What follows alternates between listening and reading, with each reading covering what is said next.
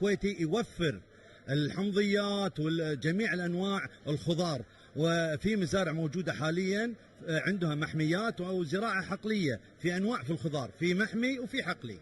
لو نتكلم عن الاسعار انا قاعد اشوف قبل شوي تقارنون بينكم وبين الجمعيات، كذلك اسعاركم تختلف ما شاء الله. طبعا جميع المزارعين عندهم قائمه بالاسعار سواء في المزاد ولا الجمعيات، لذلك طبعا ينزل عن سعر الجمعيات والمزاد ويكون متناول الجميع في سوق الانجاز ان شاء الله. فيصل، المزارع الكويتي الزعبي، قبل لا نختم هذا اللقاء شنو ودك تقدم رساله للمشاهدين الكرام يجونكم ويشوفون بضاعتكم ويجون يشترون وبضاعه ما شاء الله واسعار من احسن من احلى ما يمكن وسهله وعماله موجوده توصلك لسيارتك؟